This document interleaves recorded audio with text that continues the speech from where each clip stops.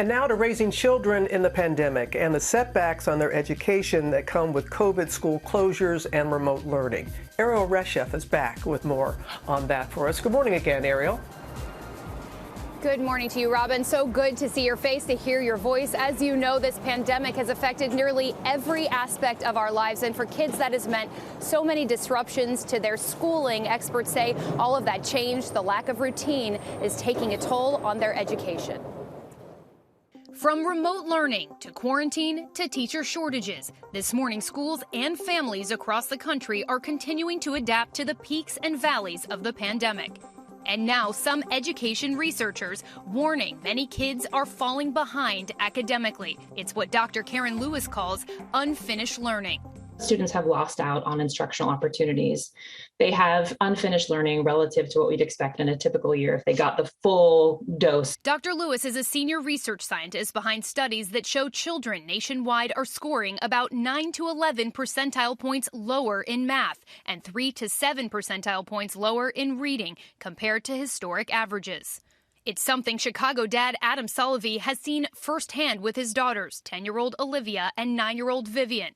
He says their last 2 years of school have been complicated, a mix of closures, remote and in-person learning. I really did want to go back to school. And Adam says the impact of the lack of academic routine is clear. When they did take the standardized testing that they take every year, their scores were in certain areas were behind where they were supposed to be. Experts say some students are facing disproportionate educational adversity. It's a particularly hard time if you're a student from a low income or other marginalized background where there were already inequities in your education before any of us had ever heard of the coronavirus. And those have only been exacerbated over the last 2 years. Experts say for high schoolers, those advantage gaps are often seen on the SATs and ACTs. And now a growing number of colleges are dropping them from the admissions process. Why are more and more schools now doing away with the testing requirement? 1,800 four-year colleges and universities have now gone SAT or ACT optional for this coming fall. It's the combination of the questions about how fair these tests are and whether they give an advantage to some students, as well as the difficulty in getting access to these tests in a pandemic. According to the CDC, masking, distancing, and regular testing are working to curb the spread in classrooms, which studies show is often lower than in the general public, making it possible for teachers to start helping their students get up to speed. But experts say it won't happen overnight. This is not a 1 to 2 year endeavor to get kids back on track. This is going to take a really sustained effort.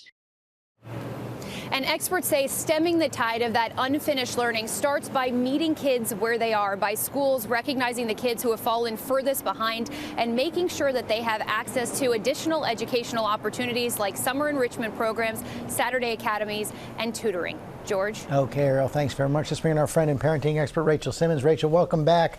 And let's pick up on this idea of unfinished learning and how you spot it. How can a parent tell if a child is struggling? Listen, I think we're all dealing with these aftershocks of extended quarantine. So we need to look for things like sudden anxiety or hesitation when our kids are doing their schoolwork, frustration, explosive frustration, an increase in negative self-talk. Like if your child starts saying, I'm so stupid, I'm dumb, they're putting themselves down. And finally, a sudden change in grades. Be in touch with your child's teacher. Find out how they're doing relative to their peers and even how they're doing relative to last year.